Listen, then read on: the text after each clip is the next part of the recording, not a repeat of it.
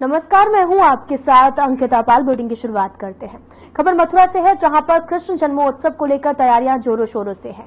CM योगी ने कार्यक्रम में शिरकत की है, जहां पर सीएम ने 1037 करोड़ की लागत से 178 विकास परियोजनाओं का लोकार्पण किया है। नगर निगम मथुरा की विभिन्न 2 परियोजनाएं, अन्य कार्यकारी संस्थाओं की परियोजनाओं का लोकार्पण, उत्तर प्रदेश ब्रजपीठ विकास परिषद की 16 परियोजनाओं का शिलान्यास, मथुरा वृंदावन विकास प्राधिकरण की 17 परियोजनाएं, नगर निगम की तमाम परियोजनाएं, कुल मिलाकर इन सारी परियोजनाओं का शिलान्यास और लोकार्पण माननीय मुख्यमंत्री जी ने आज किया। मैं चाहूंगी कि एक बार दमदार तालियां मंच तक पहुंचाएं।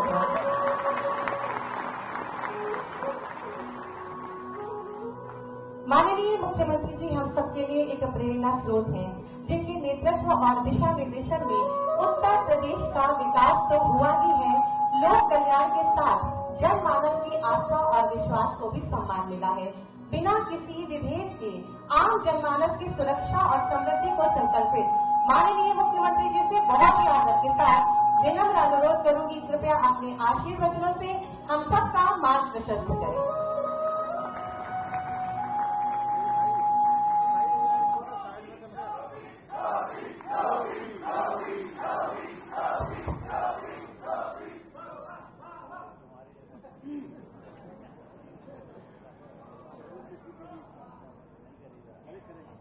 राधे राधे।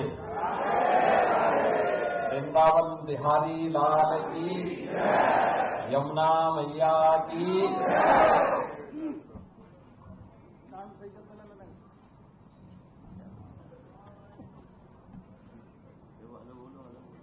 श्री कृष्ण जन्माष्टमी और नंदोत्सव के एक दिन पूर्व आज आयोजित यहां की विकास की तमाम परियोजनाओं के साथ ही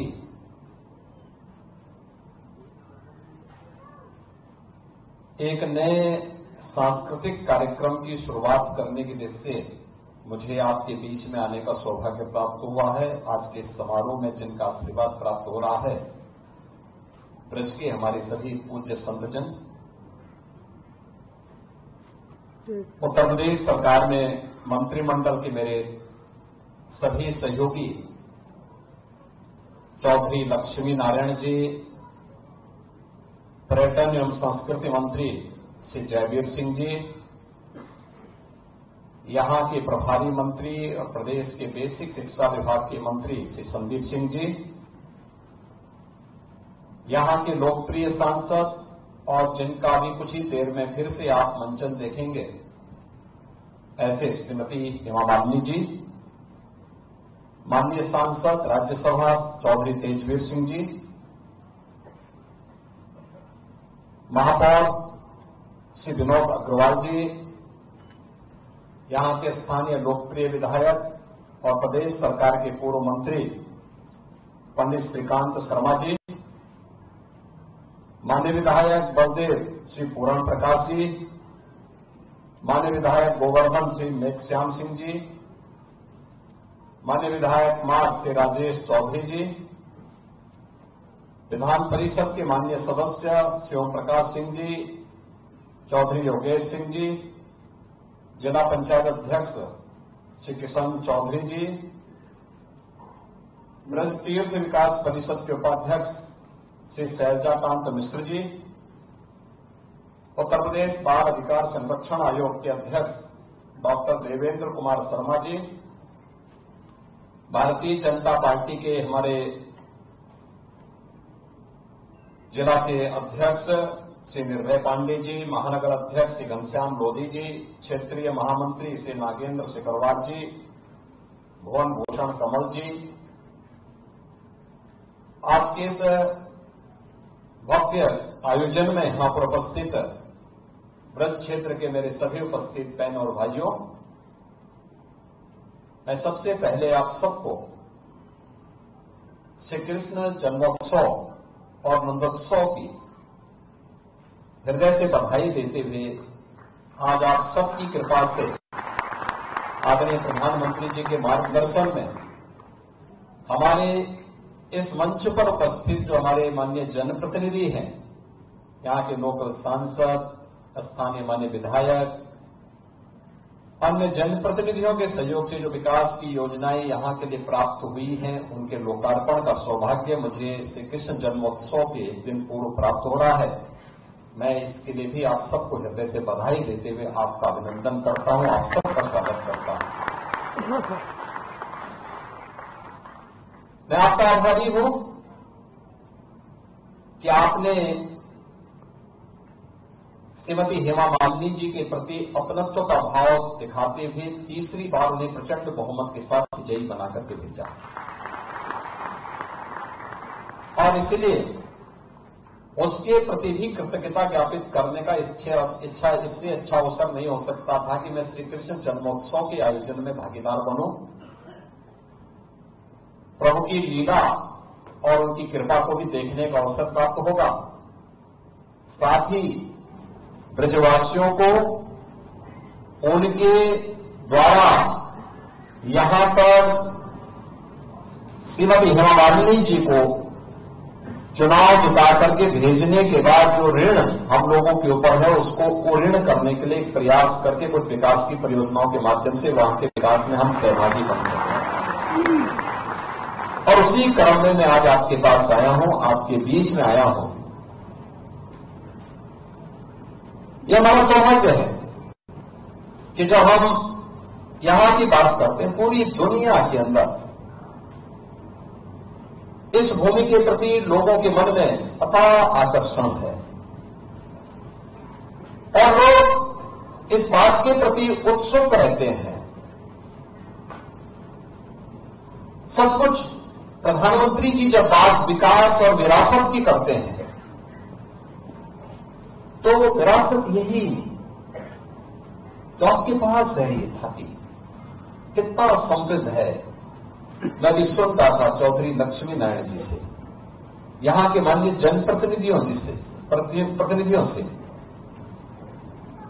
और मुझे प्रसन्नता है कि यहां के पूज्य संतों के साथ तीर्थ विकास परिषद ने और यहां के जनप्रतिनिधियों ने इस बात का उल्लेख किया है कि भगवान श्री कृष्ण का 5251वां जन्मोत्सव का ये आयोजन इस बार इस भूमि में इस आयोजन के साथ हम जोड़ने जा रहे हैं। आप सोचो, दुनिया के अंदर कोई देश ऐसा है, कोई मत मजहब संप्रदाय ऐसा है जो ये कह सकता हो कि उनकी उत्पत्ति भी इतनी पुरानी हुई हो? किसी के पास किसी के पास नहीं है। बहुत कहेगा, कोई 1400 साल का कहेगा, कोई 2000 वर्ष का कहेगा, कोई 2700 का कहेगा, कोई 3000 वर्ष का कहेगा। 3000 वर्ष पुराना दुनिया के अंदर कोई सेक्ट, कोई संप्रदाय, कोई मत और मजहब अपने आप को उससे पुराना नहीं बता सकता। उससे पहले क्या था कुछ भी पता नहीं था। और इसीलिए हम कहते हैं इस धरती का और खासतौर पर भारत का एक ही धर्म है, वो सनातन धर्म है। यही भारत का क्योंकि वो द्वापर की बात है,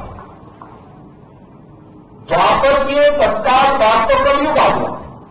द्वापर के अंत में एक लंबे समय तक प्रभु की लीला का एहसास इस देशवासियों को प्राप्त हुआ था। उसकी कृपा दृष्टि इस देश पर पड़ी थी, सनातन धर्मावलंबियों पर पड़ी थी। पूरी दुनिया में केवल सनातन ही सनातन धर्मावलंबी थे और वहां से यात्रा प्रारंभ होती है।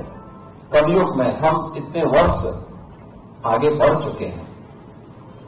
याद करिए, उससे पहले त्रेता रहा होगा, उससे पहले सतयुग रहा होगा। एक लंबा इतिहास, एक लंबी खाकी विरासत हमारे पास, जिसको हमारे पूज्य संतों ने, इनकी विरासत ने संभाल करके रखा है। और आज भी अपने धार्मिक आयोजनों के माध्यम से, इस प्रकार के आयोजनों के माध्यम से, इस विरासत के संरक्षण के लिए, कथा वार्ता के माध्यम से, भोजपत्रों के माध्यम से, पांडुलिपियों के माध्यम से, गुरु शिष्य की परंपरा के माध्यम से उसके संरक्षण का काम किया।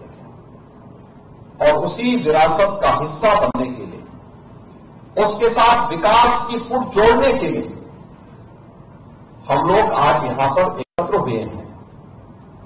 और मैं धन्यवाद दूंगा यहां के जनप्रतिनिधियों को, ब्रज तीर्थ विकास परिषद को, और खासतौर पर यहां के माननीय विधायक और यहां के माननीय सांसद दोनों को, जिन्होंने यहां पर यहां के सांस्कृतिक कार्यक्रमों के मंचन के लिए 5 जन्य प्रेक्षागृह दिया है। कितना भव्य प्रेक्षागृह हमारे मथुरा वृंदावन को प्राप्त हो गया है, कितना भव्य मिल गया है।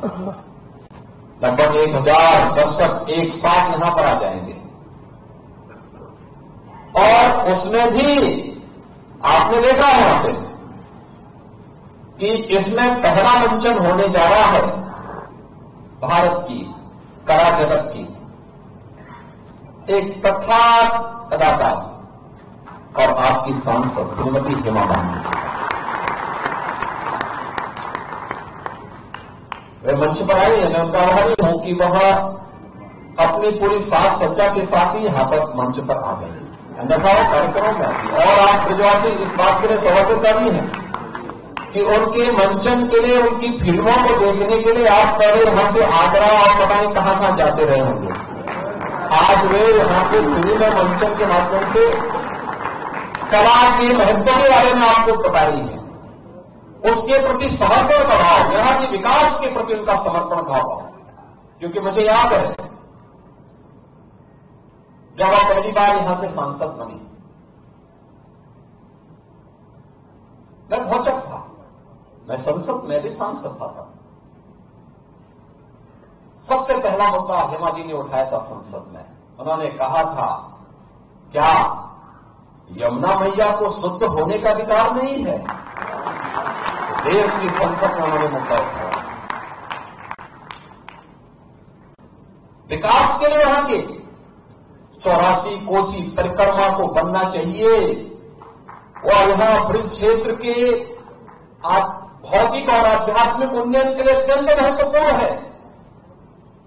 यहां के विकास के कार्यों में एक सकारात्मक योगदान, और वह लगातार आगे बढ़ा। आंतरिक साज सज्जा के लिए एक सकारात्मक योगदान। यहां के विधायक पंडित श्रीकांत शर्मा जी ने यहां की आंतरिक व्यवस्था को, यहां के माननीय जनप्रतिनिधियों ने किस रूप में यह मथुरा वृंदावन नगर निगम बनना चाहिए, फिर तीर्थ क्षेत्र घोषित होने चाहिए, फिर यहां की मर्यादा और यहां की आध्यात्मिक परंपरा के अनुसार हम उन कार्यक्रमों को आगे बढ़ा सकें।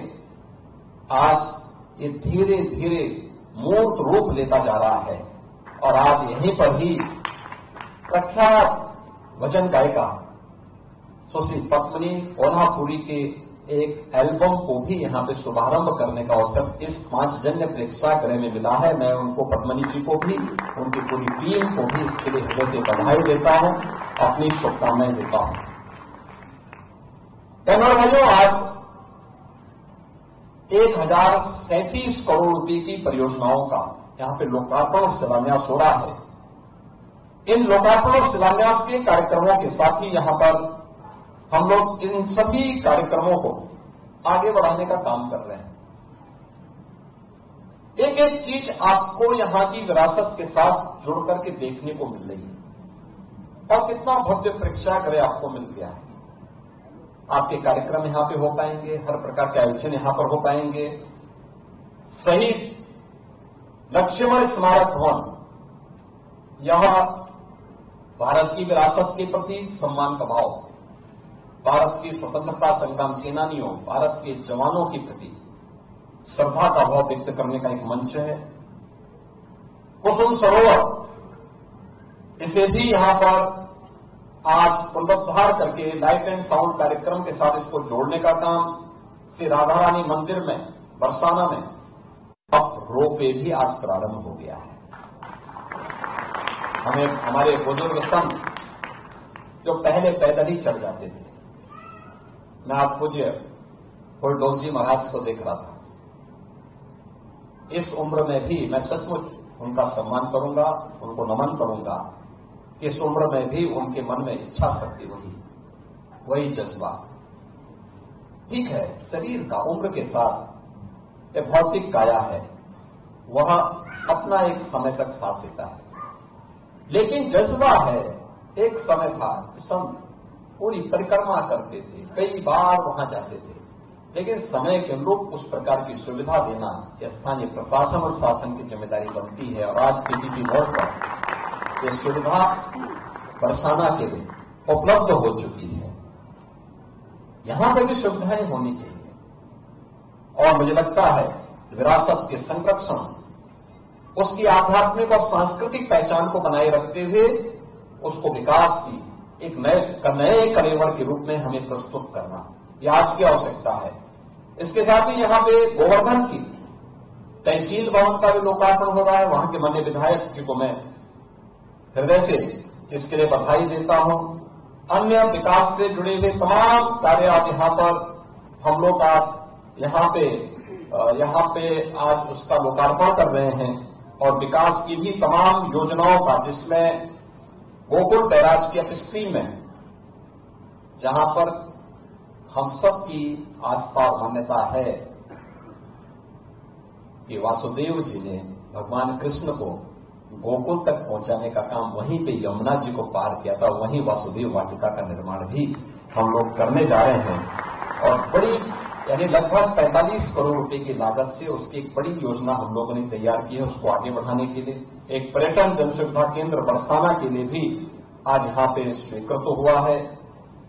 इसी प्रकार से और भी अन्य विकास की योजनाओं को लेकर के आज यहां पे कार्य प्रारंभ होने जा रहे हैं।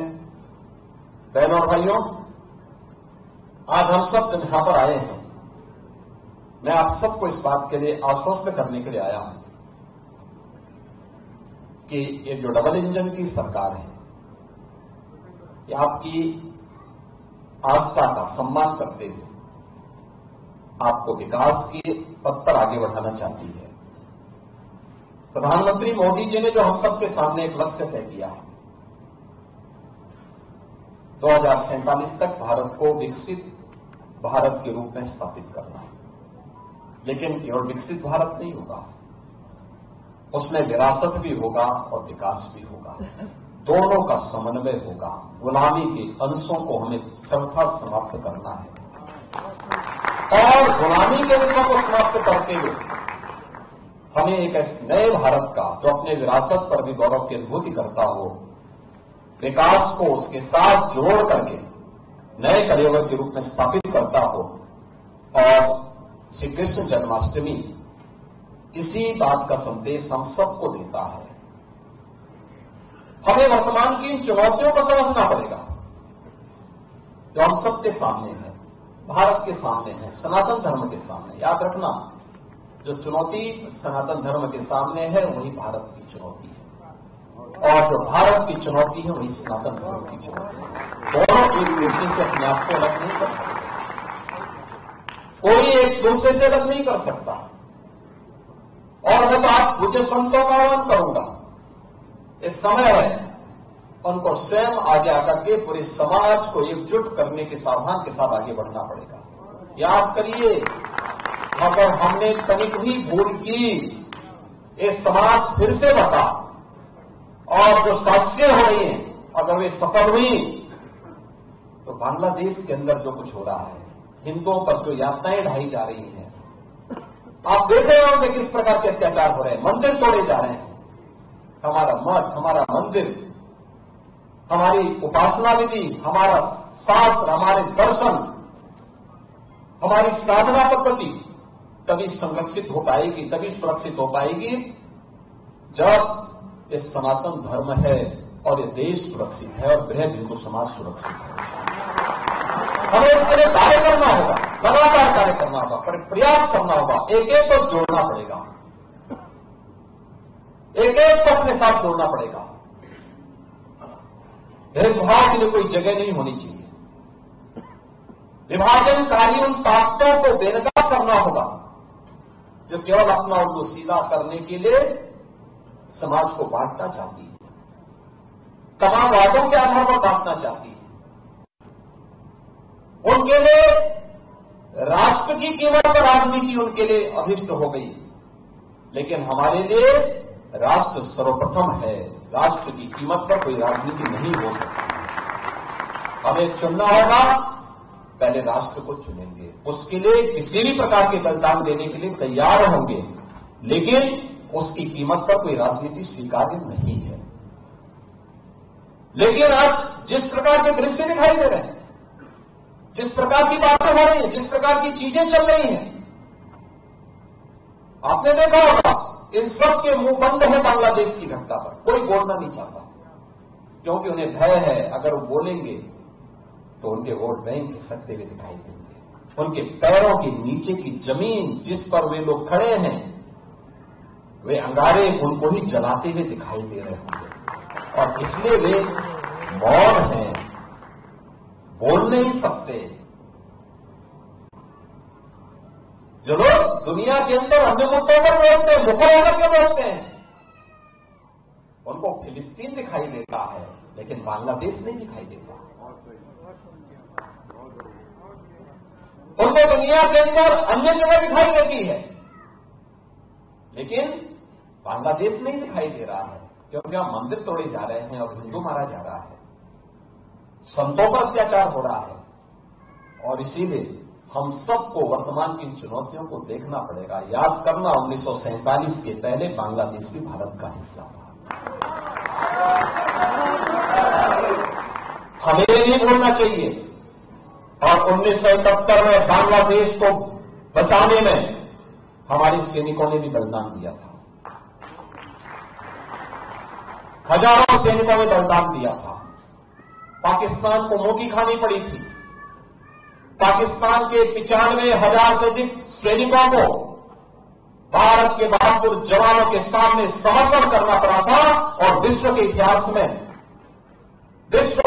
में किसी भी सेना की सबसे बड़ी विजय थी जो 1971 में भारत की सेना ने करके दिखाया था।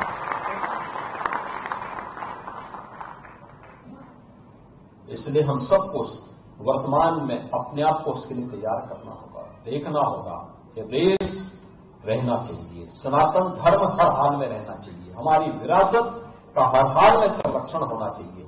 और उसी विरासत के संरक्षण की दिशा से ये विकास के कार्य उसके साथ जोड़े जा रहे हैं, उसको आगे बढ़ाने का काम हो रहा है। मुझे पूरा विश्वास है कि हमारा ये ब्रज क्षेत्र अपनी इस विरासत को संरक्षित करते हुए निरंतरता को आगे बढ़ाते हुए आगे बढ़ेगा, कोई संदेह नहीं होना चाहिए। और मैं आपको इस बात के लिए आश्वस्त करता हूं कि केंद्र और राज्य शासन दोनों मिलकर के इस अभीष्ट लक्ष्य की प्राप्ति करने के लिए जो कुछ भी सर्वोत्तम होगा वो हम करेंगे, हम लोग करेंगे, कहीं पीछे नहीं हटेंगे, किसी भी स्थिति में पीछे नहीं हटेंगे, कभी पीछे नहीं हटेंगे। इसके लिए जो भी प्रयास करने होंगे। और आज मुझे प्रसन्नता है कि आज से 7 वर्ष पहले जब यूपी की चर्चा होती थी, यूपी की चर्चा किन मुद्दों पर होती थी? यूपी की चर्चा दंगों के कारण होती थी, यूपी की चर्चा जवाहरबाद जैसी घटनाओं के कारण होती थी, यूपी की चर्चा गुंडागिर्दी और अराजकता के कारण होती थी। आज उत्तर प्रदेश की चर्चा जब होती है तो वह यहां के रंगोत्सव से होती है, जन्मोत्सव से होती है, जन्माष्टमी के आयोजन से होती है। अयोध्या धाम में 500 वर्षों की 505 सदी की इंतजार को समाप्त करते हुए अयोध्या में रामलला की पुनः विराजमान होने को लेकर के होती है, काशी की कायाकल्प को लेकर के होती है, वैष्णव कुंभ को लेकर के होती है, प्रयागराज कुंभ को लेकर के होती है। तीर्थ धामों के विकास के लिए जो कुछ किया जा रहा है वह उस रूप में होती है, और विकास के रूप में भी आज उत्तर प्रदेश की चर्चा होती है। आज लोगों को लगता है कि हां, अब उत्तर प्रदेश प्रश्न प्रदेश नहीं है, आज उत्तर प्रदेश अनलिमिटेड पोटेंशियल का प्रदेश बन चुका है। उत्तर प्रदेश वह सब कुछ करने की सामर्थ्य रखता है जो देश चाहता है।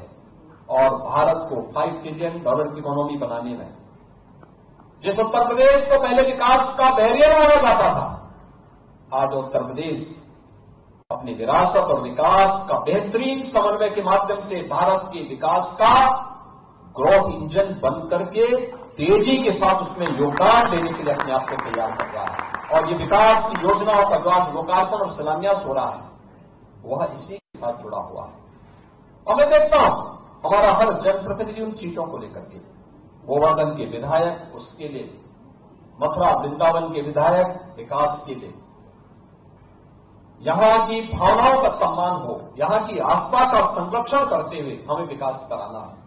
बलदेव के विधायक उसके लिए, छाता से चौधरी लक्ष्मी नारायण जी, वहां के विकास के साथ साथ यहां की विरासत के संरक्षण के साथ साथ अन्नदाता किसानों का सम्मान हो, उनका आय को बढ़ाने की दिशा में मार्ग के विधायक के स्तर पर भी विकास की योजनाओं को आगे बढ़ाने का कार्य, हमारे अन्य जनप्रतिनिधि नगर निगम हो, जिला पंचायत हो, सबके स्तर पर इस प्रयास को आगे बढ़ाना। और संयोग से एक अच्छा दुर्लभ संयोग है, विकास के अभियान को आज कला जगत की।